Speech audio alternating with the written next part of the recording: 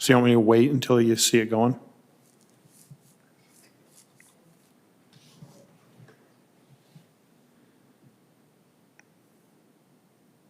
It's 6 o'clock. Is it going? Hello and welcome to the Saratoga Springs Planning Commission meeting for December 9th, 2021. I will lead us in the Pledge of Allegiance because I forgot to ask somebody. Could I get the audience to please rise?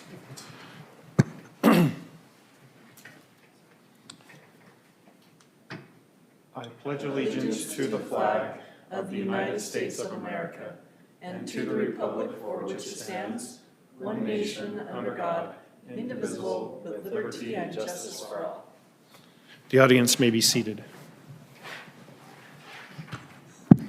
So for roll call, all of the planning commissioners are in attendance except for Commissioner Reed Ryan, who asked to be excused for a family matter.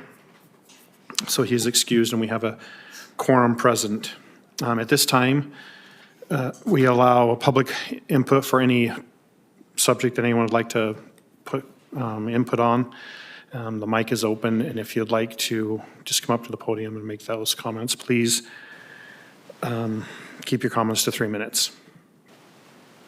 We'll close public comment at this time, and we'll move on to item number 4, business item 2022 regular planning commission meeting schedule approval. Has everyone had the opportunity to review the schedule?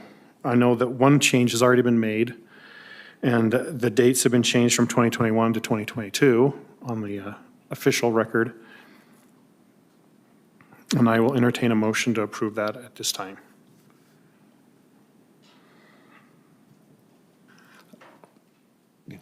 Did you have a comment? I'll move Okay. that we, accept the, what are we calling this? The 2022 regular planning commission meeting schedule as we see in our meeting, our notes. We have a motion from Commissioner Barton. Do we have a second?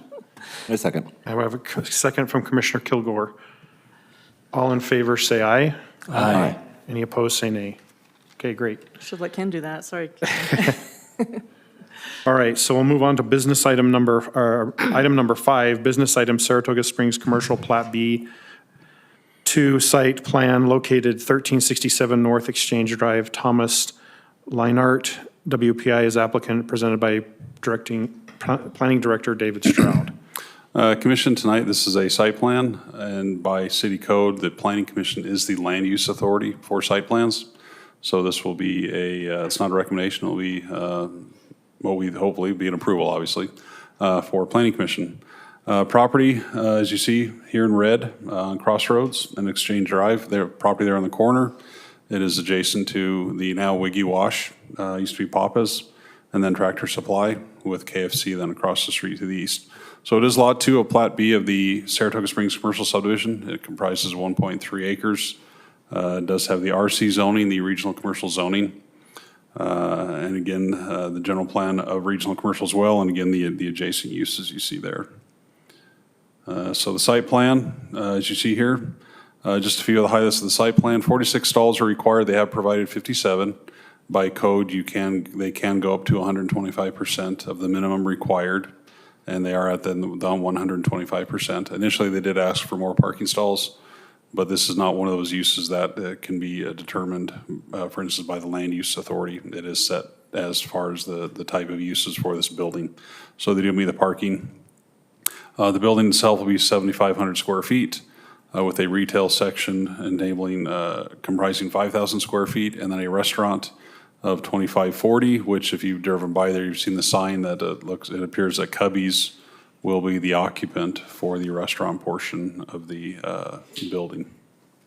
Access will come off Lake Drive. There is internal access shared with Wiggy Wash as well, which is what you require by code of adjacent properties. The landscape plan is 0.34 acres or 14,000 square feet. By code, commercial development is 20% landscaping. They do have 26, so they exceed the percentage of landscaping. 22 trees, deciduous trees will be planted, and 5 evergreen as well. 515 shrubs, 35% turf. 65% of that area then is also rock planter area. So they do meet the requirements, they do meet the drought tolerant. The landscape plan is in conformance with the landscape code. Lighting plan, by standard code, we do require parking lot lights to be the arm and bell design. So they are utilizing other similar design that's been used in other commercial locations in the past. Metal construction, black with a 20-foot pole. Also have a group of building lights you see here on the right as well. The circle light there, we had to get clarification from the applicant. That is going actually underneath the canopy, and it's not going to be, as it's shown here on the picture vertical, it will be mounted on the surface underneath in the canopy to shine down. So just to give you that clarification on that light. The building elevations, as you see here, they do meet the materials, the percentage of materials. They do meet the articulation, the varied roof lines, the ins and the outs, that sort of thing, the articulation, and then just some various perspectives of what the building will look like. So staff recommends approval based on the findings and conditions, and it would be, again, your approval, not a recommendation. You are the land use authority. And then, of course, you do have the alternative to continue or deny should you see that something does not meet the code, or you want something to be worked on and brought back to you for a formal re-review. But again, staff has looked at it. Whoops, sorry about that. Staff has looked at it and do recommend approval of the project. The applicant is here tonight. Would the applicant like to come up and join us? Please state your name for the record.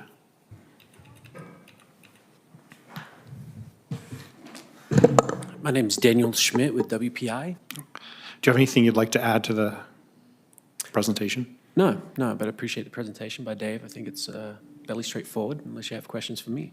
Okay. I'll go ahead and open this up to the commission for comments and questions.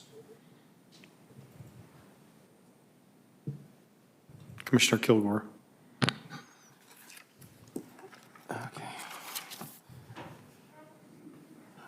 There were a couple of can complies on lighting and one on screening of mechanical equipment on the roof. Do you anticipate any issues with any of those can complies? No, we believe that the plan had already complied. It just wasn't clear when staff were reviewing. Okay. So in terms of screening mechanical units, the height of the building was already screening the mechanical units. It just isn't pointed out specifically in the plan, so that's the case. Same with lighting. So it's just modification of the plan to make that clear. Okay. And then since this is an administrative process, does the applicant agree to comply with all the conditions on the city planning staff report? Yes. Oh, and also, does the applicant, do you anticipate any problems with the the number of allowed parking spaces? Since you had to ask for more. Yes, to some degree, yes. Yes, we're finding that in the marketplace today, especially even though drive-through since the pandemic started has been in more demand, we still find that for food specifically, whether it's a quick serve format or for sit-down restaurants, the city code is far below what is required and asked of by tenants. We do have, is not applicable in this specific circumstance, but we are negotiating right now with a couple of national sit-down restaurants close to the Redwood Road side of this project. And they require, for example, your code is allowed 10 with a maximum of 125% up to 12.5. Some of these national chains, they come in and they ask, what they want from us is like 25-1 on their parking. So that's what they've found around the nation, meets their business models. We've mentioned that to staff. We're not far enough along to really have those discussions in depth with staff and maybe come back with some proposals about, maybe there's a different category for sit-down restaurants that the city might entertain and look at parking. It doesn't necessarily have to be 25-1, but, that's the kind of thing that they're asking for in terms of sit-down restaurants where or Cubbies, for example. Cubbies would, we have 4 or 5 different Cubbies in our centres up and down the Wasatch Front. we're finding that he's a little bit more of an exception, more popular, but we're finding that actual parking requirements that he needs is probably closer to about 17 to 1. If we give him about 15 to 1, he'd probably be happy. Anything less than that, it's a struggle for him. So 12 to 1 in this instance is marginal. It was a little bit of a convincing him that's all you're going to get out of the city in this circumstance. So the struggle would be patrons can't find parking nearby, so they have to park somewhere else. And Yeah, so typically what the restaurants do is they start negotiating with adjacent land uses. Typically, that's our own centres anyway. We allow cross-parking and other things. In this instance, for example, Cubbies will talk to Tractor Supply.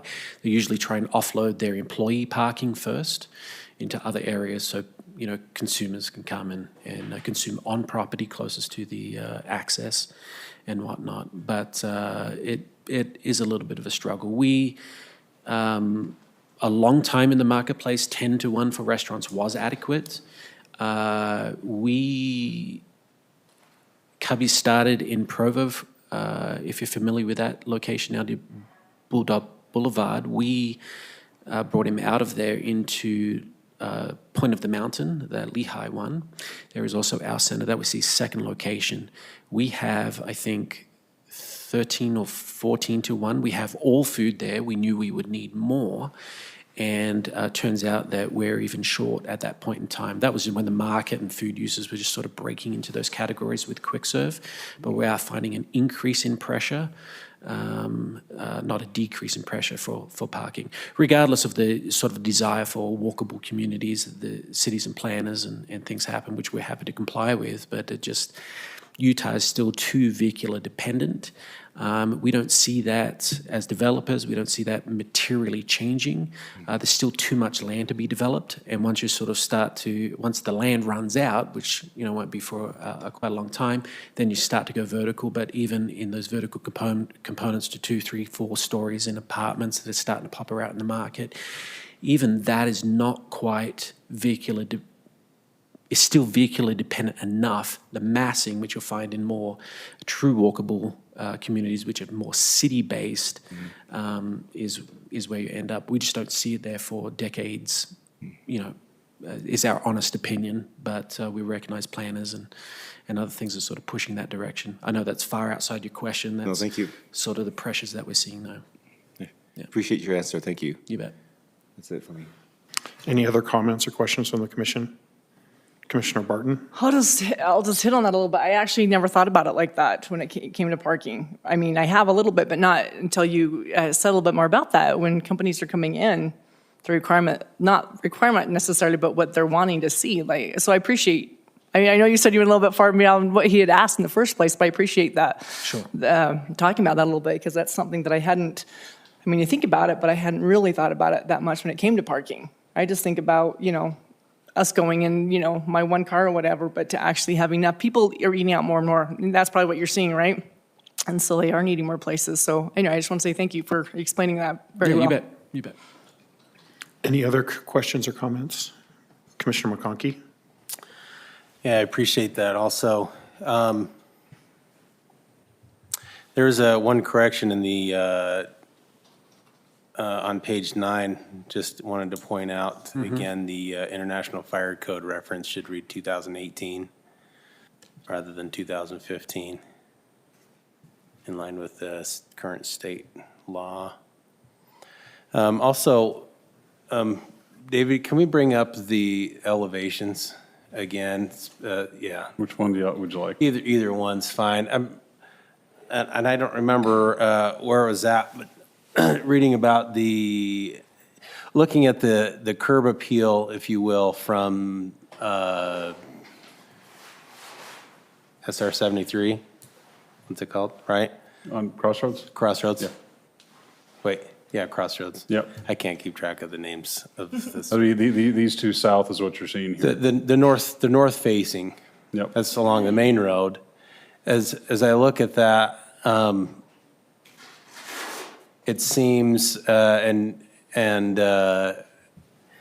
I appreciate the difference of architecture, but it seems to be a lot more bland on the more visible side than on the front of the building. Well, and what we did when we first did this review on this, you can see on these perspectives, these two window areas, those were added. What we look at is the minimum amount of window coverage. Right. And so we take that from the floor to the ceiling line, roof line. Okay. And just, okay, that frontage then would require to have that minimum percentage of glass. And so Right. that's what we've done that's what they've done on this. Visible from that street. City code, correct me if I misunderstood or misread, is that was the intent of, I can't quote it, of course, I don't memorize, the architecture on the front of the building to be the same on the other sides of the building that are visible to the public? It's not to be the same, it's supposed to be what we call four-sided architecture. Obviously, Yeah. when you have a building like this, where those two sets of windows are, that's actually the back of, it could be a stock room, could be a cooler. Right, Could be a right, freezer. And so they This gotta is kind all of move about things just, around. It's not supposed to be, visibility from, yeah, it's not supposed to be identical to the front, but it needs to have the same similar architectural features as the front. It needs to have windows, it needs to have, different changes in roof lines. They've got the bump out where the drive-through window is, they got the corner recess yeah. here. It's not meant to be. doesn't have to look the same. Right, it's not meant to be a blank wall. I could show you some pretty bad examples Oh, in the it's- town I live in, which shake my head every time I drive by, thinking, you've got to be better than this. Yeah. They're not. Well, I And think so, we've yeah, all so, seen plenty. yeah. I'm wondering if there's anything that can be done for a little bit more without, and I don't know that it would even create any additional cost per se on the to maybe add a little bit, I don't want to say more bling, a little bit more architecture or color difference or something that might increase the curb appeal, if you will, from that public side. Again, this is, there's going to be plenty of people driving by this, and I think it would be nice to have just a little bit more, nothing extravagant. Well, what would you think? I'm just going to throw out an idea. Those two window areas, they're not accessible, from what I can tell, it doesn't look like there's not actually gonna see doors there. inside the There's a man building. door out there now, but what if they threw in some kind of awning over those two? Potentially. And I'm not, just an idea that came to mind, and I'm not saying that this should be done, but just as a thought here. We have, for example, over the center entryway to those two tenant spaces, somewhat of an arch way, if you will. If there was something. You're talking about this little feature right here? Yeah, if I could see your mouse, I'd Oh, love yeah, to see. it's not showing. Let me go to the other one. Yeah, yeah. This one right there. Yeah. Yeah, for an example, even adding some, color or something on each side to make it look similar or something like that to, I guess, make it a little bit more dimensional. Does that make sense? And I don't know if that would add any cost to the building. So just I'll get into the code here. What you'd have to make a finding that what is there does not meet the code. Yeah, and that's kind of from my understanding, as I was reading it the other day, is that the architecture from the front of the building, or let me say this, on the back of the building, and didn't seem to quite meet what I felt like was trying to be achieved by the code. It doesn't have to be, like you said, doesn't have to be exactly the same as the front. It's not what I'm looking for, but something that's close enough that we've got some dimension there.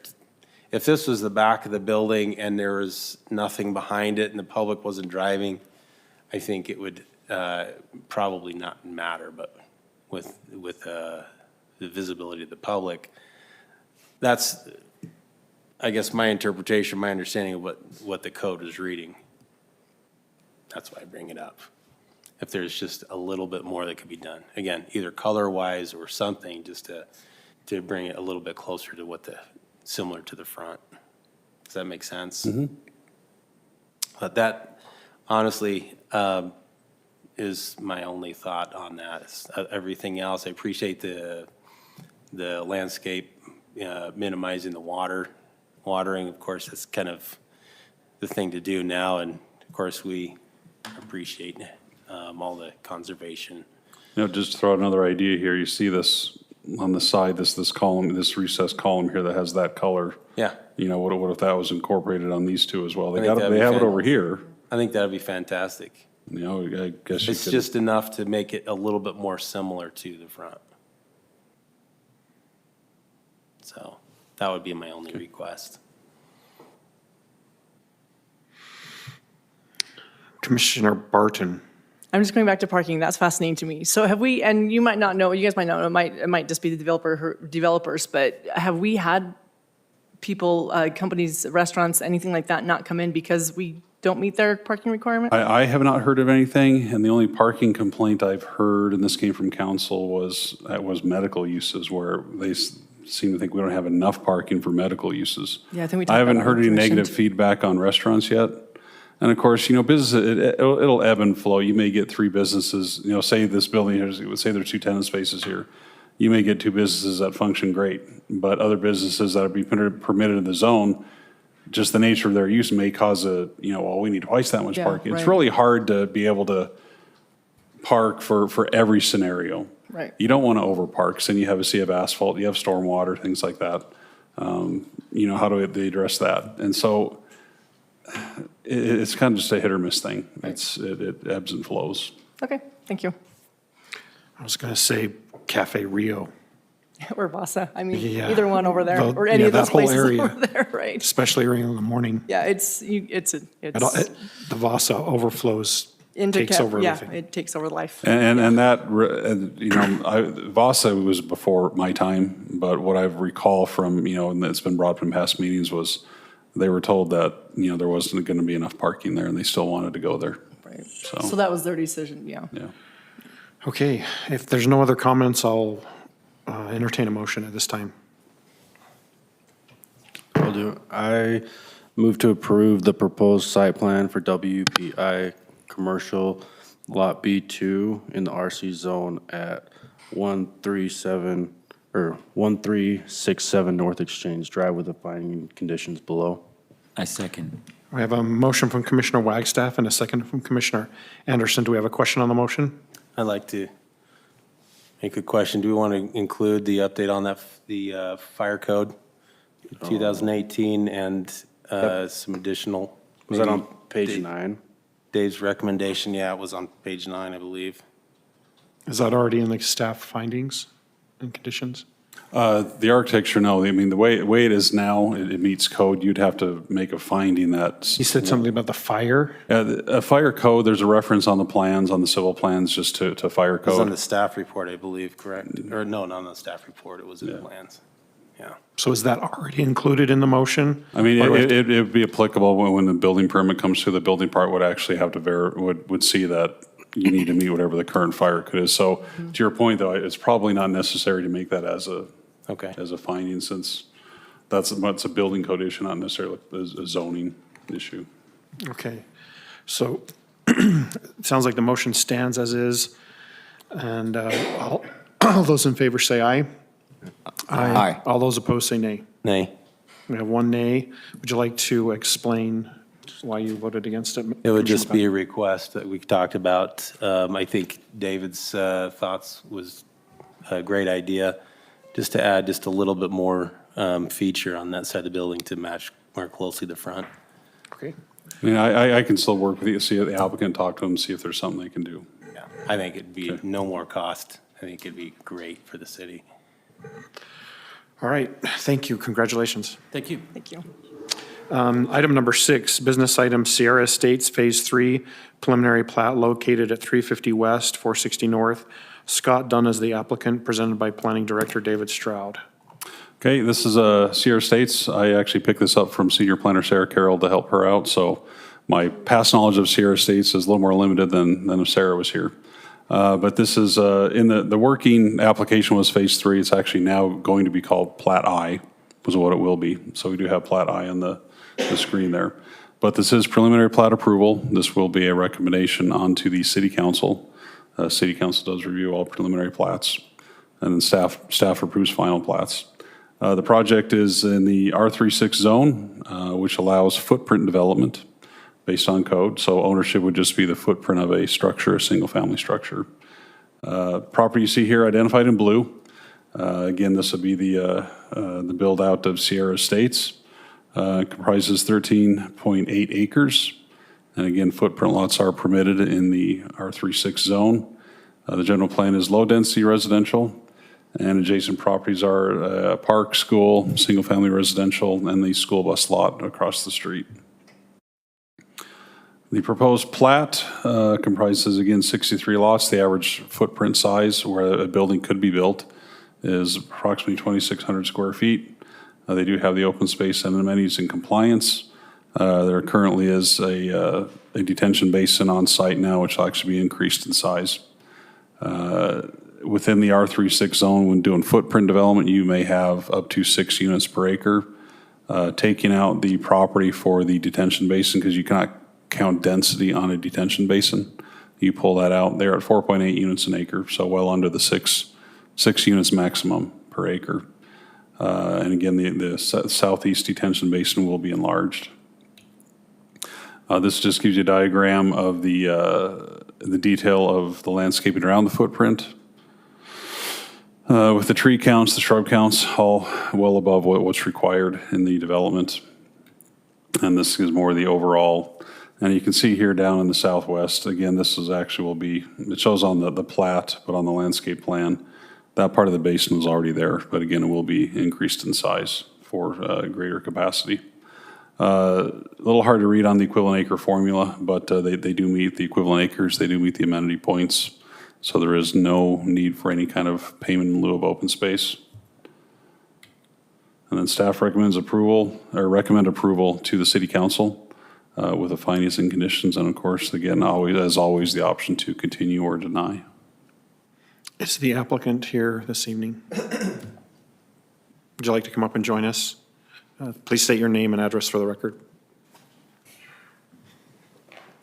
Ken Berg from Berg Civil Engineering, 1018 North Deercrest Lane, Alpine, Utah. Do you have anything you'd like to add to the presentation? No. We're excited to have this last phase of Sierra Estates.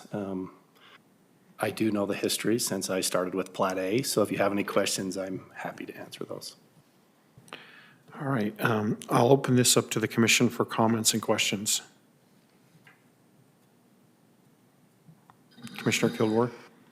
All I had, just, again, I always do this for any administrative actions, just to get it on record. Does the applicant agree to comply with the conditions in the staff report? Yes. That's it for me. Any other comments or questions from the commission? Commissioner Anderson? Was there any feedback from the residents when they were noticed about this? This doesn't require a notice. Okay. Preliminary plats are not required to have Okay, notice. thank you. Commissioner Wagstaff? Just a comment, I appreciate you doing the open space and instead of doing the payment in lieu. I love to see the amenities there. I know the local kids are gonna be sad that their bike park is now gone, but it's been quite a little bike park for some years. I think the fire department in there, isn't that where they light the fireworks off for Neptune Park? Yeah. I'm not sure where they do that from. Is that an unofficial bike park? Yes, it is. It is. It Yes. is definitely a bike park, Yeah. so. That's everything I have, though. Thanks for the amenities and stuff. Commissioner McConkey? Just a couple things. Will you would staff explain the property zone as an R36? Where this is, the land use is not a medium density. Will you Yeah, explain? Ken may be able to jump in. I don't have the history of why, and I saw, when I doing the report, I saw, well, typically we want the zone to match the plan. I suspect that has something to do when the Sierra Estates plan first came in, and the addition of the city park, that some concessions were given to do that. But that's my guess, but Ken may be able to specify why the zone does not match the general plan. And just to clarify too, the general plan is a guide. It does not have to Right. be followed Right. by in our state. Some cities I do believe require it to be followed, but in Saratoga Springs, it's just that, a It's guide. just a guide. Yeah. It's a general plan. Yeah. So the history of this area was part of the original master development agreement for the entire Sierra Estates development that created the combined open space for Neptune Park. And as part of that, this area has always been, over the years, it's changed from, a clustered senior housing or development similar to this, but it's always been proposed to be a little bit smaller units, and it's in the development agreement. Okay, All Thanks. 340 pages of it, if yeah. you feel so inclined. Lot area reduction, is that all related to the same? I caught that the other day, that's been updated Okay. in your staff report, yeah. No, there's no lot area reduction on here. Gotcha, okay. And I'm curious to know how this is going to affect the Saratoga Splash celebration at the park. It's going to have more people that'll be close by to attend. Couple less Positive. parking spaces along the street or something like that. Yeah, you may get some people parking there, but, And my only other question is visitor parking in this neighborhood. As I couldn't tell by what was attached, is that just along the neighborhood streets? yeah, it's a public street. It meets the 59-foot cross section Okay. of a local street. Okay, that's my question. Sounds great, thanks. Any other questions or comments from the commission? The only thing I have to say is I'm hoping that this, where there's smaller lots or the footprint development, I'm hoping it's some affordable housing for people purchasing their first home. Because I have a daughter who will maybe someday buying her own home to start out with, and this is something that I think maybe younger people starting out would be able to purchase, hopefully. Other than that, I will go ahead and open this up for a motion. Commissioner Kilgore, I move that the, go ahead. I thought you were ringing in. excuse me. I move that the Planning Commission forward a recommendation of approval to the City Council regarding Sierra Estates preliminary Plat 1 at 350 West, 400 South in the R36 zone based on the following findings and subject to the following conditions in the planning staff report. We have a motion from Commissioner Kilgore. Do we have a second? I'll second that. We have a second from Commissioner McConkey. Do you have a question on the motion? All in favor, say aye. Aye. Any opposed, say nay. All right, that passes unanimously. Thank you. Thank you. Next item is a public hearing, the Crossing Village Plan 3A, major amendment, building signs located at 851 North, Redwood Road. Scott Verheeren is applicant, presented by Planning Director David Stroud. And thanks for introducing the first slide there. Appreciate that. So this is a major amendment. What a major amendment is, it's when there's a development standard change because you basically, the village plans code, and they want to install a different code.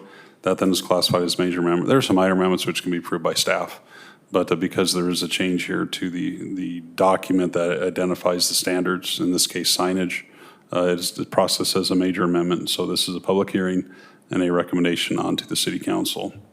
So the Boyer Company request on behalf of some of their tenants changes to Village Plan 3A. Just to go through some of the changes here. What you see highlighted there in red, the first one, pylon monument project identification signs are permitted as shown on 22. That actually doesn't change. The pylon signs don't change at all with this. The changes is to the building signs. The way the village plan right now is written, it's specific to stating building signs are approved based on the adopted elevations that are in the code.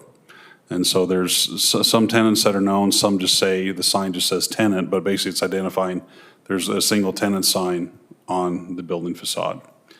And so they've had changes, they're proposing changes to several of the major tenants. So to go through these. So right now, Hobby Lobby, currently they'd be able to have the sign that says Hobby Lobby. And by staff, we've also interpreted if they had smaller signage underneath that, if it's less than 12 inches, we would consider that the same sign. Now, the Spanish Fork Hobby Lobby where I live actually has these various frames, art supplies, floor, whatever not, right under the Hobby Lobby sign. And I took a picture of that because I have noticed it a few weeks ago, sent that to the applicant, said, well, could Hobby Lobby do this? They didn't want to, pursue that here. Maybe it's not, it doesn't fit their marketing. I don't know. But that was an option. They don't want to pursue that. So right now, the way this is presented here, the Hobby Lobby would be the primary sign. These other signs off to the side would be considered secondary signs. Well, in our code, for a retail business, you cannot have a secondary sign in the same elevation as a primary sign. So this would be a change. However, this would not be a new change. Other developments in the crossing also have secondary signs on the same elevation as the primary sign. The only difference is the way the original village plan was adopted, it specifically stated what signage you show on the elevations, that's your permitted signage. So if they would have come through from the start and had these signs shown on the original elevations, we probably wouldn't be here today, is my guess anyway. Petco, same thing, additional signage in the same elevation as the primary sign. Ross, again, it's harder to see, but it's the smaller ovals here you see off to the right that says Ross on each side. Again, secondary signage in the same elevation as the primary sign. They also are requesting several temporary banner signs which exceed the standard size in Title 19 and the number. Basically, Title 19 right now says you may have one banner sign on a business, and you could change that banner sign out, but the cumulative total use of those banners could only be 30 days in 1 year. And they're requesting multiple banners, 7 banners. They also are requesting here off on the left, the streamer setup, and streamers right now by Title 19 are prohibited, period. Again, through the village plan process, yeah, you could do something different than straight Title 19 zoning. And so there's, the banner request is for multiple banners, larger than what Title 19 would permit. They do have in the code now, there are some projecting or hanging signs. Those are already permitted in the code. They're in the village plan right now. They don't technically need to be, but that they can remain there anyway. The window signs, provided the window signs are less than 20%, those are fine as well. The upper sign at the top there for the Ross on the back of the building, again, if they were going by straight Title 19 zoning, that sign would be fine because that would then be a secondary sign on a secondary elevation. But again, it goes back to the language of the original village plan is very specific. It says what's shown on the elevation is what you get. Was that probably the intent? Probably not, but that's how it does read in black and white. And so while we've given you the option to consider approval, consider continuance or denial as a discussion item amongst yourselves tonight to say what would be best for this project. Again, within Village Plan 1 of the crossing, well, maybe that's Village Plan 2, it is Les Schwab. Les Schwab has secondary signs on the same elevation as the primary sign. Fat Cats has secondary signs in the same elevation as the primary sign. Those were amendments, and I think I did outline those dates of the amendments to the overall the crossing plan. So as far as primary and secondary, it's not new. The only direction we've had of late by the council was when the Market Street Village Plan just to the north of this project came in.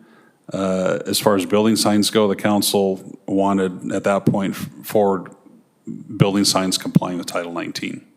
And so is that the new direction? Probably. Is there any standing on the Crossing Village Plan 3 to continue with what has been done in Village Plan or the community plan? Potentially. But that would be then the debate and discussion for the Planning Commission. Okay, is the applicant here? Would you like, please state your name and address for the record, please? Wade Williams, 691 North, 1540 West, Lehigh, Utah. Would you like to add anything to the No, I presentation? think it's been covered. This is more of a housekeeping item. We just wanted to make sure we clean up so that the tenants can get the designations on their buildings that they're looking for. This is a public hearing, so I'm going to open this up for public. Please keep your comments to 3 minutes. If there's anyone who would like to make comment, the mic is open. As there's no public comment, I'll close the public comment at this time, and I'll turn this over to the Planning Commission for questions. Commissioner Kilgore. So since the village plan seems to be more restrictive than Title 19 as far as signs go, what was I don't know if you're aware, but what was the intent of the original writers of the village plan to make it more restrictive? And why are they or whoever it is no longer thinking that way? Yeah, I was really involved with the writing of the initial village plan. We just didn't anticipate, it's just a detail we missed. Many of these larger tenants have what they call them in the trade modifiers. So they've got Hobby Lobby, but they also want to identify what's there for customers so that they know what's, a little bit more about the business. Given the size of these buildings, we probably should have included it. It was just a miss on our part, and we should have included it at the time. But it's hard to anticipate everything. It was a number of years ago that we did that, but we just missed it. Yeah, no, yeah, I mean, I understand it's hard to anticipate, but it's just that if you go to the trouble of making it more restrictive, I thought there might be a reason for that, like aesthetics or something. Well, we actually didn't think it was because we thought they would come in on the elevations with the site plan, so we didn't think we thought it would actually speed up the process for everybody, and it just didn't quite happen. It didn't get processed quite that way. I guess my comment is if it's, I don't know if just one decision by the city council is a trend, but if it is kind of a trend, if we see it, I'd like to go with what the city council thinks is the proper direction to go. And my personal feeling is that following Title 19 seems to be the right thing to do, since that is our title. But it is since there's so many exceptions already, it's just hard, or not exceptions, I guess, there were amendments. So they're not exactly exceptions, they were approved amendments. But at the same time, I also feel like, what's the point of having Title 19 if we don't follow it? So maybe that's just a direction that we go. But I guess if we go by Title 19, it actually helps the applicant. Is that the correct interpretation? I'm sorry, see, I was trying to turn It probably would with it would probably help in some circumstances and not in another. Each one's a little bit different depending upon the specific signage. Kind of depends a little bit on the size and where the sign is. For example, on one of the elevations, if they put the building on the sign on the side, then it would comply with 19. So it's just some nuances that it's hard to draft language that takes in everything. And so that's why we typically like to have it on a picture. It's always easier in my mind to see it visually. It's hard to interpret the language. That's why we wrote the original code so that it would be seen visually. You mean the village plan? What's that? You mean the village plan? The village plan, Yeah. exactly.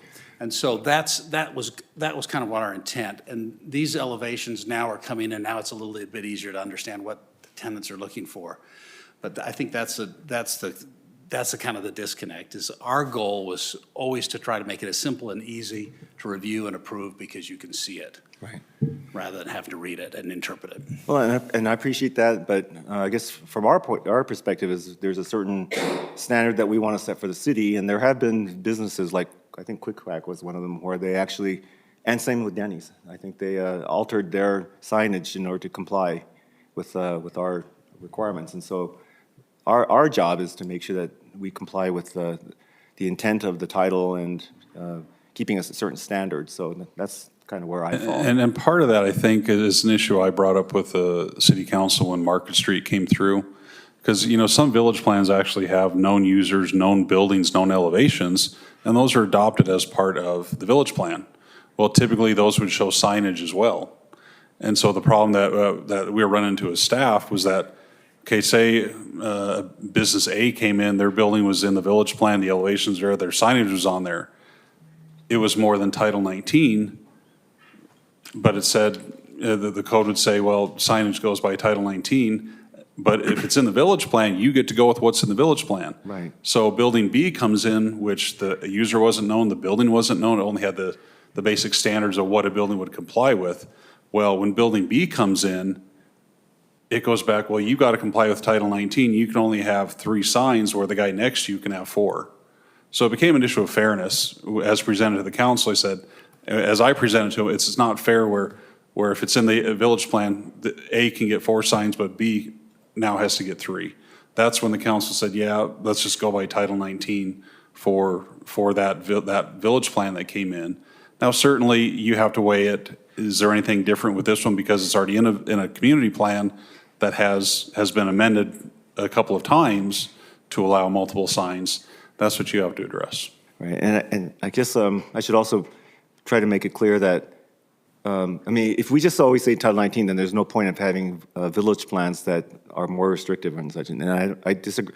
I don't think that we should do that. I think if the village plan has a certain way, then it's fine, because we allow that. It's just that if they're looking for an amendment, if we need some place to have a guide or just a baseline, then I guess that's where I would go with Title 19. But I'm not saying that therefore we should scrap the village plan restrictions. Haven't decided. That's it for me, thank you. Oh, I think this is, no, this is legislative. I think in the staff report it said administrative. This is administrative, okay. Legislative. I'll look at that. Okay, thank you. Commissioner McConkey.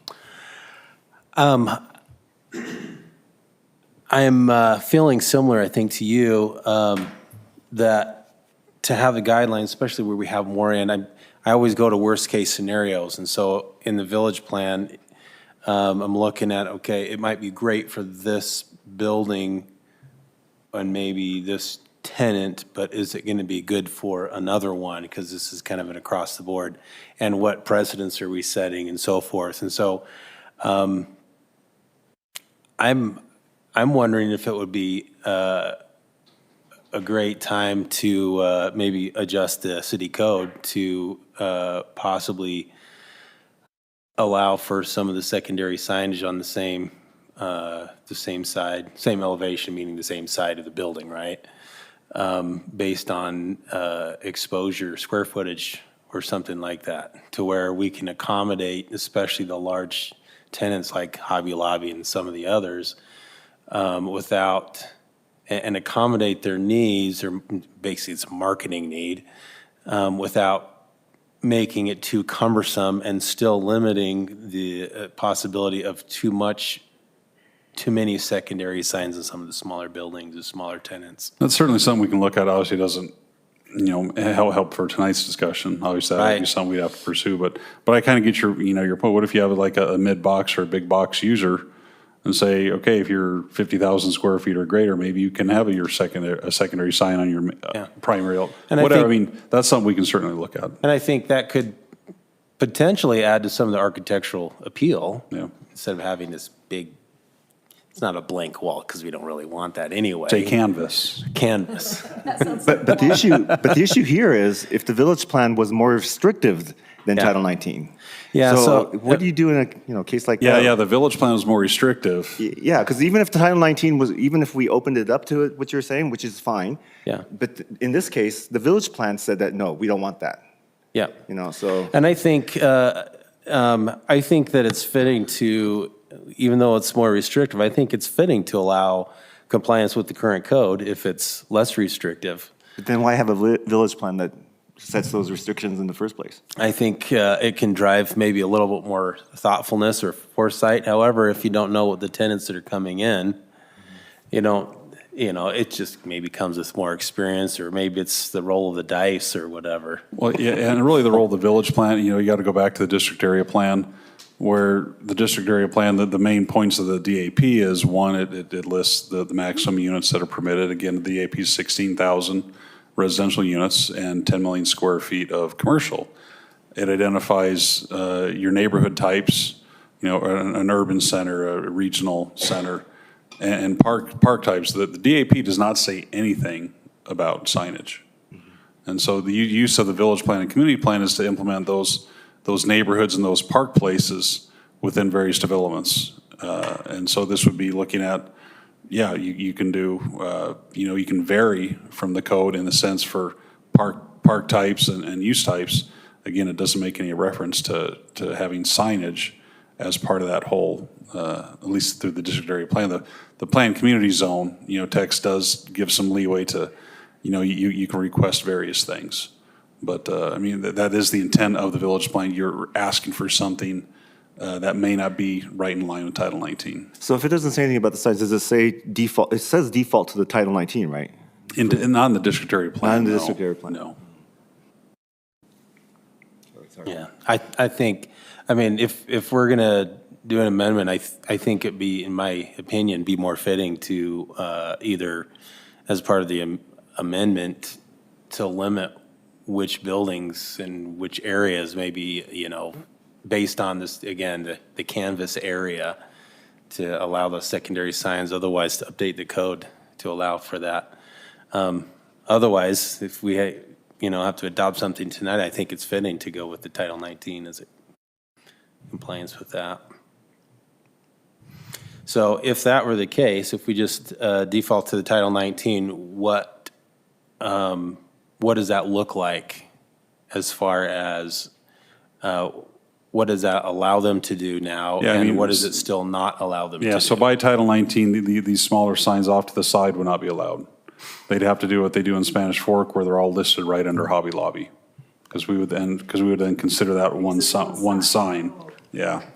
The Petco, you couldn't have those two that are in the red circles. Right. The Ross, you couldn't have the two smaller ovals off to the side, because Title 19 doesn't allow that. Right. So they're asking for the forgive my naivety on the village plan, because I wasn't, I don't know off the top of my head the scope of the plan. If we allow what's being proposed, how will that be applied across that whole village plan? Well, how many buildings? Yeah, as far as Village Plan 3A, it still goes back to, okay, the signs are approved on the elevations, and then signs would comply with Title 19. So basically, again, it gets to the point of what the language is now. What you're showing on the elevation is what you're going to get. And anything else that's contemplated or an applicant wants, we'd have to go back and then say, does it work with Title 19? Yeah. I don't have enough information in my head to know other than just to fall back to Title 19 or to make some from just language adjustments based on the canvas. Yeah, from my perspective, what has been requested right now, aside from the banners and that streamer, the building signs, it's no different than what Fat Cat's asked for, what Les Schwab asked for, and that's in the same community plan. So if we approve this, what's the worst case that we're going to get on the other tenants? They would have to go by Title 19 because they're not showing on the elevations here. First come, first serve. Okay, so we're talking just the elevations that are shown. Yeah, so you look back here. In the packet. Yeah, at the bottom there, building signage is permitted as shown on the conceptual elevations.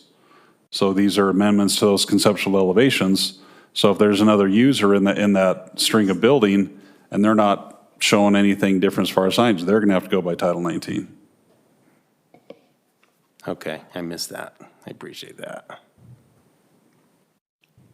Okay, and as far as the temporary signs, and I'm not a big fan of the streamer, but it just, yeah. I'll just leave it at that. That's all I have. Thanks. Thank you, Commissioner McConkey. Commissioner Wagstaff. So I don't have as much concern with the secondary signs.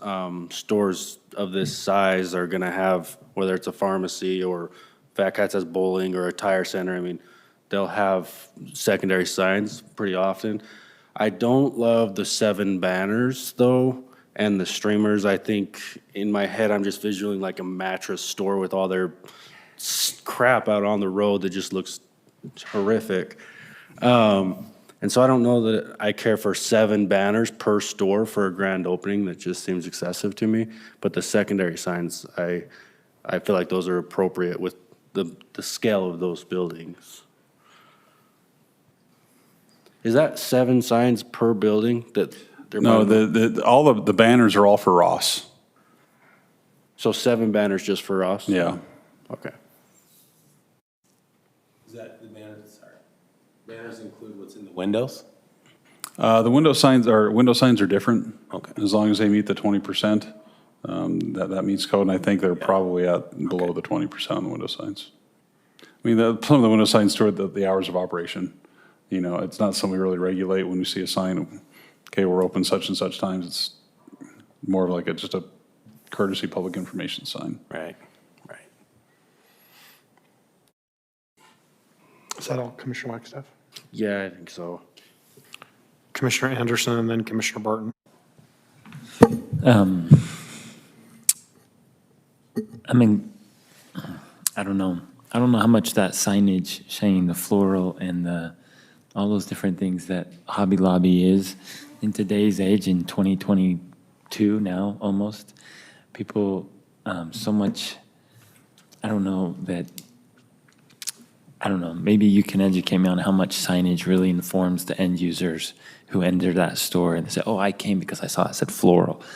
Like in today's age where we have smart devices that can instantly show us nearby this, that's, and the others, like, I feel like I'm a minimalist when it comes to signage because those companies will come and go and those little round Ross signs will leave nice white marks on the stone, right? Like, and you'll forever know this building was a Smith's, and it'll be 3 other things, but it'll always be a Smith's because Smith's was there, right? Like, so as far as I'm concerned, I feel like holding their feet to the village plan as it was. But that's because I don't know that the signage, and maybe you could speak this, I'd love to be educated how much the signage really speaks to its draw for customers. It's hard to know. I mean, Hobby Lobby is, people that have been in there before know what's there. If you haven't been in there, is it a hobby store that sells model airplanes? I mean, I think in some respects, it does help define who they are, and it's what they do in other parts of the country. So they are very sensitive about their identity and who they are and what they look like, and they try to make sure people, they spend a lot of money, obviously, trying to advertise and get people to know who they are. So I understand where they're coming from. I also understand your issue. My personal opinion is I think this is okay on this size building. If it was a smaller building, I wouldn't feel comfortable with it. We would try to hold it back from our tenant. But when it's something that we think looks good and fits in, then we try to comply with what their request in general. Thanks. Commissioner Barton. Actually, Commissioner Wagstaff said pretty much everything I was going to say. I don't think that's not necessary one little bit. For sure not the streamers. I don't think they need that many banners. I feel like, I mean, everybody in Saratoga is going to drive by that area. So even just with that, I mean, that's a lot there too, but I just think that's super excessive. And I don't mind the secondary signs being the same elevation. I think it's because of the size of the building. But I'm a very frequent Hobby Lobby shopper. And so. See, I'm not. I need that information. My first time in Hobby Lobby, I thought I was in a foreign land. Right. But for me, I'm hoping Hobby Lobby stays around for forever. We don't have the signs that are going down, right? But for me, it's mostly just the banners and the streamers. I would 100% say no streamers and banners. I don't know if we need 7, but again, if they're there, what, for 30 days or something? Yeah, the code says you can have 1 banner, or you could, let's just say 30 days, let's say a month. Let's just say Right. you could have 4 different banners for a week, different message, as long as you meet the size that's on the building. Right. But the code, the Title 19 says the accumulation of those signs cannot be more than 30 days in a calendar year.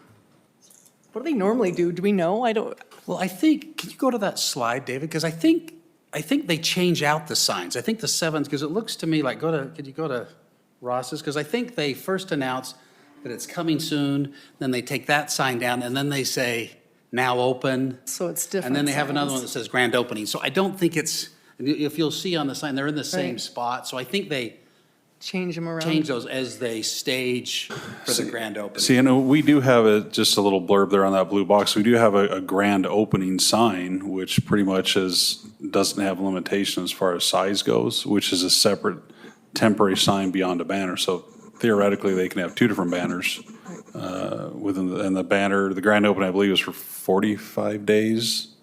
where the regular banners on the building are 30. So I think they want to announce the stages. As it's and so- going, so right. people and some anticipation builds up, and, oh, it's coming soon, oh, it's open, now it's a grand opening, that kind of thing. I'm no marketing wizard, though, let me just clarify that.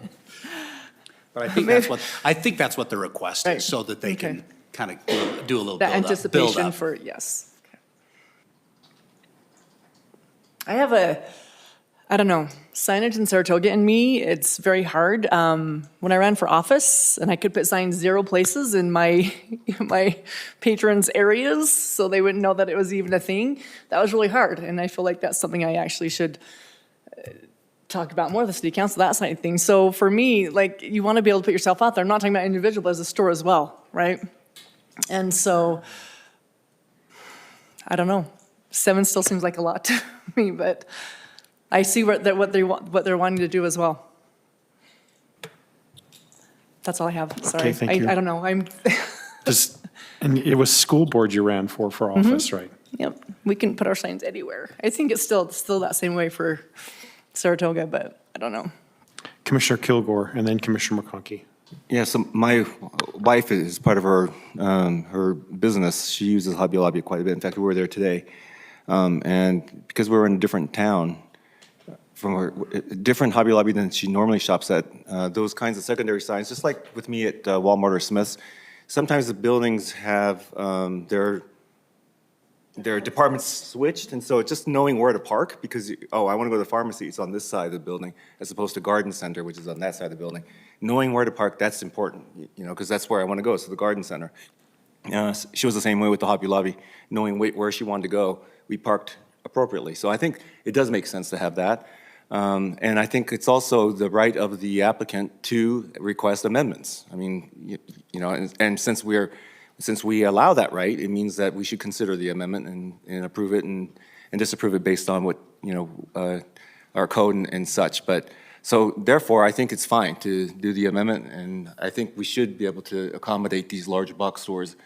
However, with the banners, I agree. I don't think, I'd like to make an exception for just one customer, just because they tend to just do things a certain way. I think in something like that, we should just go back to Title 19, because there was a reason why that was written, to restrict those kinds of over-advertisement, I guess, or just the visual clutter, I think. So I'm in favor of going basically with the amendment, however, just with that one exception, maybe. Yeah. Okay, Commissioner, is that all, Commissioner Kilgore? Yeah. Thank you. Commissioner McConkey. Commissioner Kilgore, you're saying to abide by Title 19 other than allowing the secondary signs on the same elevation, or not allowing the secondary signs? I guess recommend approval of the amendment request, with the exception of the banners. Okay. And I'm leaning similar, and the streamer. And the streamer. Prefer not the streamer. As far as the banner, I think, compliance with Title 19, I think, is perfectly acceptable and is probably Right, and most by desirable. denying the banner thing, it's basically saying, I guess, it's basically saying that they should follow village plan requirements, is that right? For the banners, If we recommend approval of the amendments, except for the banners, then what do they follow? They follow the village plan? the banners will just follow Title 19. Oh, okay, all right, yeah. What is that? Will you tell us what it is? The one banner at a time, and you can do multiple different days, different weeks, but no more than 30 days in a calendar year total. Do they have to apply for those? Yeah. Okay. Yeah, because we've got sign, there's a square footage restriction, and so, yeah. And- 32 square feet and 4 feet high is the maximum size of a banner.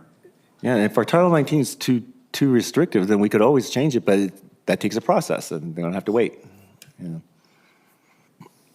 Commissioner Wagstaff, you had something? He just answered, he cleared up the signs that they can't have them, but they could have a coming soon sign for 30 days and then an additional grand opening for 45 days. Correct. Okay. Or they could do the coming soon for a week, then they could say now hiring for a week and soon to be open for a week, and we're open for a week, another one.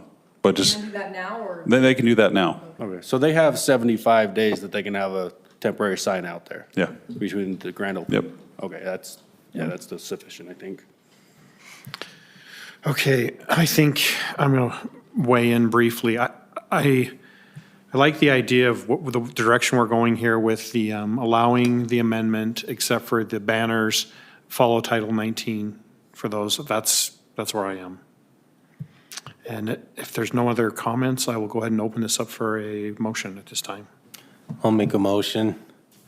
Move to recommend approval of the Crossing Village Plan 3A amendment with the findings and conditions below, except that the banners will follow Title 19 and the streamers would not be allowed.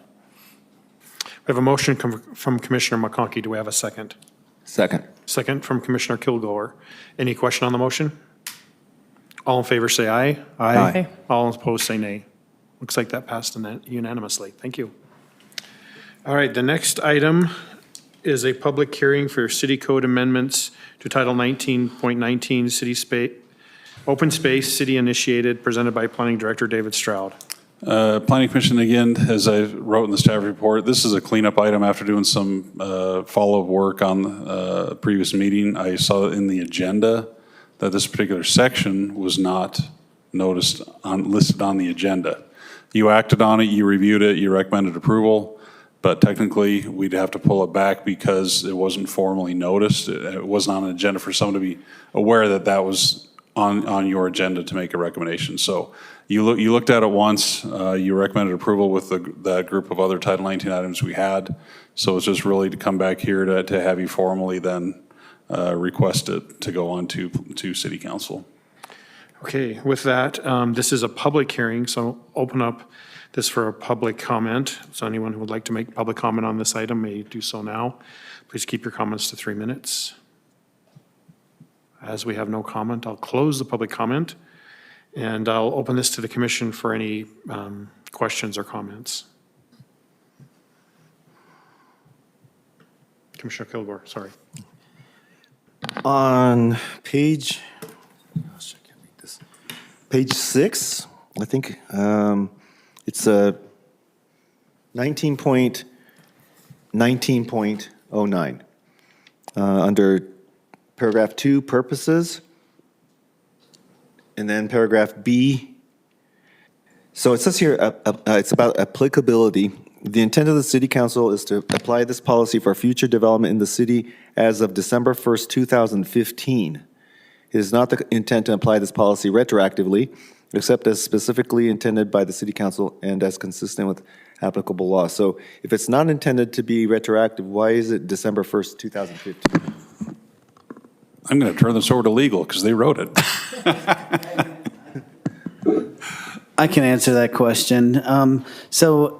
This is a change that was recommended for approval back in 2015 at that time by the City Council, but it's only now been enacted. And so that's why it's dated that earlier time, is because it was something that the City Council wanted at that time to be prospectively applicable.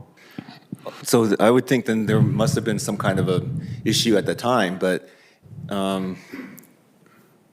if we say 2015, is it now going to affect some businesses or something? Because that was the reason why we wanted it at that time, but.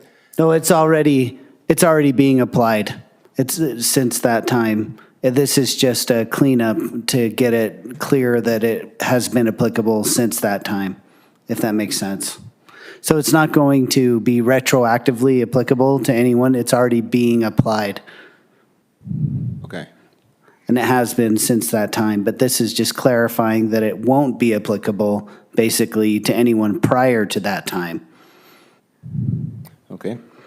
All right. And then, thank you for that. And then 2 pages down on page 8, this is D under materials of, I think it's, yeah, D, materials of trails, 2 regional trails, and then 2B. So it says Oh, typical costs, that's right. It talks about typical costs. Is that right? Well, I guess what I'm asking is, dang it, I wish I could, because all the paragraphs are about the same on that page. But when we talk about typical costs, does that include, oh yeah, there it is. Third to last line. Yeah, third to last line, that's right, thank you. Yeah, when it says, if the current typical costs of asphalt are less than the current typical cost of concrete, the additional consideration may be in the form of requiring only asphalt on the east side of Redwood Road. So do typical costs include maintenance costs? Because the reason, I mean, asphalt is cheaper, but it requires more to maintain. I believe there was a discussion about that a while ago, right? Yeah. Yeah, and so, yeah, exactly. Yeah, oh, that's right, yeah. And so, right. So I remember that, and so a lot of times, an installer will want to put in asphalt because it is cheaper, but then over the long run, supposedly, the maintenance cost might be more.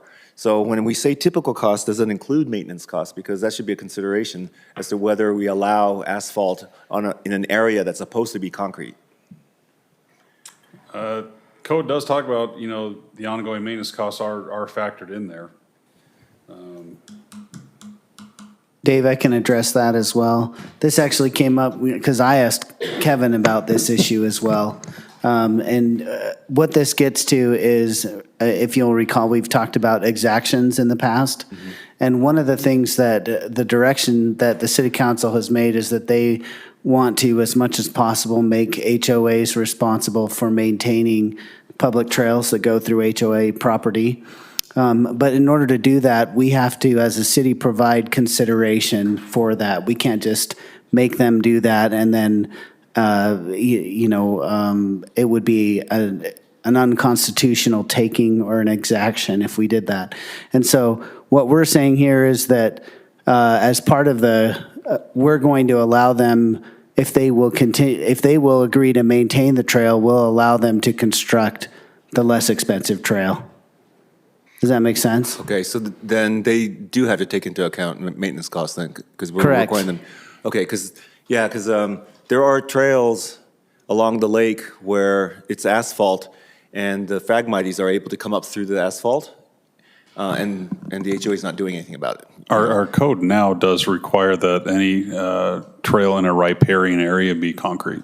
Okay, so maybe that's 'cause how it it's applies to, going forward. along the trail and the lakeshore trail, I don't know, but the current code does state, and the general plan of riparian trails for that purpose, really, for strength and continuation of that better surface is to be concrete. Okay.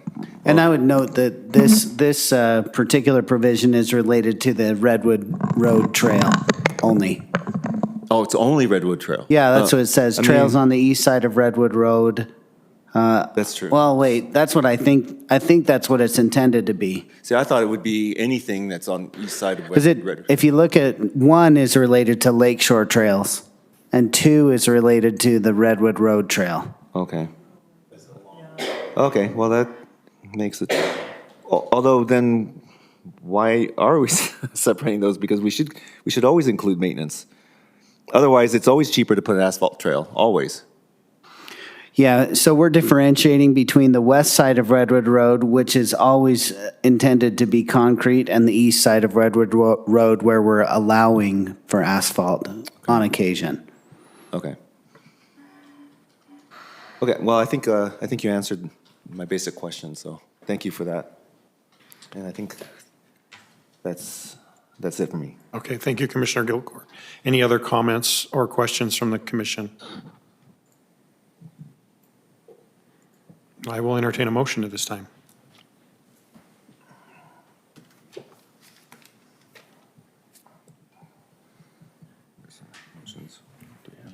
I'll make a Sorry, motion. I don't know if you're waiting for my slide there, but there it is. Oh. Now that I can't read. Jeez. I'll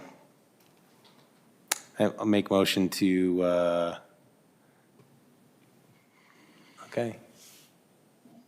to adopt or to approve. Recommend approval. To recommend approval of I'm losing the language here. Is it even in there?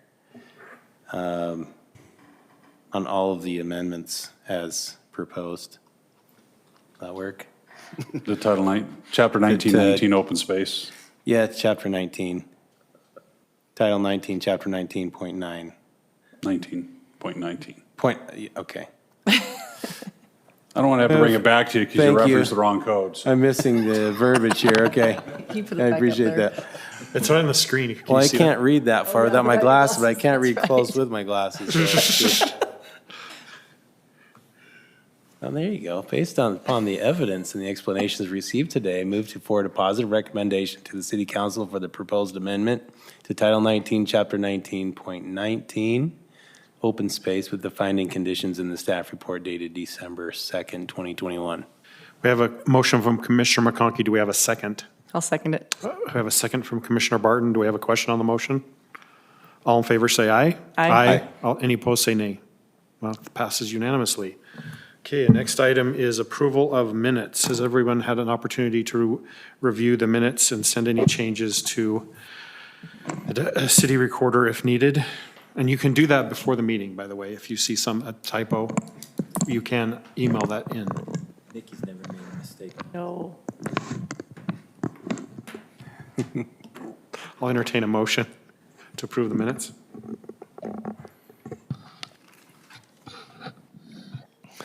I move to approve the Planning Commission minutes from November 18th, 2021, as is in the planning staff packet. Second. I have a motion from Commissioner Kilgore and a second from Commissioner Anderson. Any question on the motion? All in favor, say aye. Aye. Any opposed, say nay. Okay, that passes unanimously. The next is going to be land use training. However, I would like a 5-minute break. So we're going to take a break for 5 minutes and then come back. Yes. We're not going to watch the Oh. hour video like we initially were, so Okay, we well, may if- be able to get through this fairly quick. I'll just turn it over to Fred if you're okay. All right, we'll do that. Yeah, thanks, Commissioners. I appreciate your time on this. As you know, as we mentioned last meeting, there was a legislation passed requiring training for planning commission members. It's Utah Code 109A302, sub 6, requiring 4 hours of annual training, 1 hour of general training, and then 3 hours of additional training. But if you attend 12 meetings during a calendar year, that counts as 1 hour of training. So then you would have 2 additional hours. That statute also requires that a newly appointed planning commission member may not participate in the public meeting as an appointed member until the member completes the training on general powers and duties under the Land Use Development and Management Act. There is a free course right here for taking the general powers and duties, which is the 1 hour that is required annually. So if you haven't already done this year, I'd ask and invite you to go ahead and do this year. For the new commissioner, she can take this training, and then this year or next year, she'll have to take it again next year. But she can take this training so she can begin she can start sitting immediately in January as soon as she's appointed. So this is the one that she wants to take note of and that you all should take note of. There's additional training opportunities. Some of you attended some of the meetings from the American Planning Association and some other things, and those of you who did probably have met the requirement if you also attended 12 meetings. And then if you didn't, though, all of those things are available online. And so, Dave, can you click on that top link?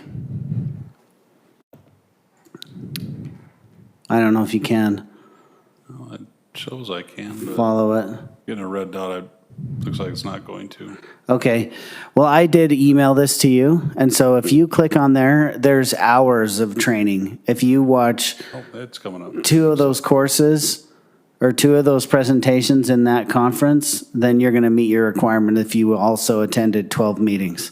And so I'm just inviting you to do this on your own. I felt like we had originally planned on watching it together and then talking about it tonight, but I don't know that that's the best use of our time tonight, especially with it being snowy and wet and cold. So try to be more efficient and have us do this on our own. So We also tried to coordinate it through HR because they did our annual training online for all city employees, and HR just didn't have the time to put things together to do the online. And so we have 4 hours, and some of you don't even need the 4 hours, but I think over the next couple of weeks, get it done by the end of the year. There should be some time for you to set aside and take care of that. yeah, so there's plenty more than 4 hours of training here. Did you have a question?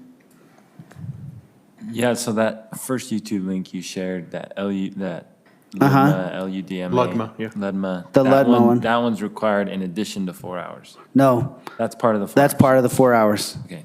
So, and that'll be clarified. The last slide, if we go back there, has a self-reporting form for you all to consider and fill out. I think it's the last, yeah. And so it kind of clarifies that there's the one LUDMA course that's required for everyone. And then if you attend 12 meetings, so 10 to 12 meetings, that qualifies as another hour. And then you can just put in what your other 2 hours are that you do. And then you'll meet that 4 hour requirement. If you didn't attend 12 meetings in the calendar year, then you'll need to do 3 of those additional hours. But again, all of those hours are free online courses that you can just watch and self-report. And so you said calendar year. With the legislation, does the legislation specify that it has to be this calendar year? So we have to do the additional 2 hours by the end of December? Yes, yeah, it went into effect in May. So if you could do it, that would be great. The legislation doesn't actually have a penalty or anything that, a consequence if you don't do it, but we encourage you and invite you to do it. We are required as the municipality to keep track of it and to report it, to have you report it to us and us to track it. So that's what we're trying to do, is have you do it and then report it to us by the end of the year. And then you'll do it again next year, but next year it'll be easier because you will have already done it the one time, so. Yeah, and then next year, we'll probably try and do it closer to the close of the legislative session, should there be any changes that the legislature makes for planning commissioner training. So if I may, speaking with City Manager Mark Christensen, he's anxious that we can show that this has been done. And so in making the decision to not do the full training or the 1 hour training here tonight, we not only want to encourage, but we want to strongly implore that you get this done in the next couple of weeks if possible, and that you report back to us and let us know what your status is so that we can show that we are compliant. So for those of us who did attend that conference and we have the 4 hours, is that a form or something we can do and take care of that tonight, or is that a digital submission? I beat the bushes when I was at that meeting, and they gave a certificate. You had to find it from them, and I turned that in. Yeah.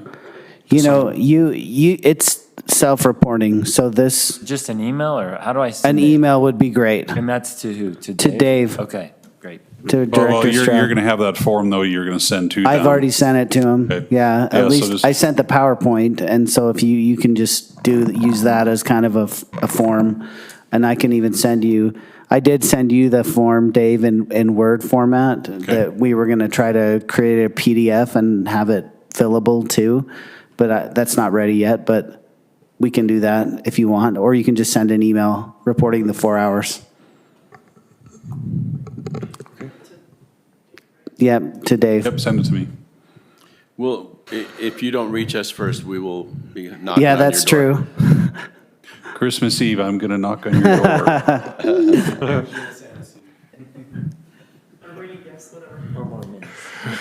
Thanks for setting us up for success. Okay, so is that all of this item for land use training? That's Any other it. questions? Commission comments. So it's Commissioner Wagstaff's last being with us. Aw. Would you like to say anything? Nope. It's been fun. Thanks. I don't know. It's been good. You've been great. I've really appreciated your, what's the right word to say, not your know-how, but like your background. Like that was super beneficial to our commission for sure. Thanks. Like everything you've done. So that's super sad to lose you. So you've been great. Yeah, great insight on the development side. All that kind of stuff. I love it. I have no It's been really experience on great. development. Were you on the planning commission for Eagle Mountain? I don't know. Buddy heads at the borderlines. Yes, thanks, Josh. I've really appreciated your perspective and your comments that you've made. Thanks for hanging with us. Director's report. Okay. Well, Josh, on behalf of planning, the last 2 years, thank you. Appreciate your willingness to volunteer on the planning commission to see the city move forward. Evidently your family owns ground here, so we may not see the last of you. You may be over here at some point. 20 more years. So appreciate that. We do have a little presentation the city council would like to give you. So if you would like to attend the city council on January 4, the mayor will present a little award to you for your service. So just put that on your calendar. And again, thank you for doing that. So then leading into that, your new planning commissioner that's been appointed is sitting out in the audience, Rachel Burns. Would it be out of line to have her? If you want to just come up and just, tell the planning commission a little bit about yourself. She has been appointed, so she'll then That one, yeah. That's the one that's take hot. Josh's seat at the next planning commission. Okay, I'm Rachel Burns. We have been in the city like 6, I think almost 7 years. Just kind of starting to get out of mom life and start getting back into like the real world and like talk to adults on a regular basis. I don't have a background in city planning or real estate or any of this really, or code or law or anything. I do have a background in foster care, and so I can probably beat all of you up. I don't know if I can go on the record, sorry. I have 5 brothers and sisters we adopted out of foster care, so we'll fight. We'll see, yeah. Probably not, I'll probably support you. Like, good job, thank you. So yeah, just kind of ready to move forward and start being more involved in my community. Well, I, for one, am super grateful that you've been appointed because you'll be a great voice. I'm excited to have you. Okay, thank you. Could you stay afterwards so we can get your contact information before you go? Absolutely. Okay, great. Thanks, Rich. Hey, thank you. Thanks. Quick question, what subdivision are you, Reside. what? Zion. Okay. Zion. Yeah, Lion. we'll let you think that. Okay. That's great. Good people up there. Any more? Well, as we come to the close of another year, we probably said a year ago, let's hope the next year is better than the previous year. So let's say it again.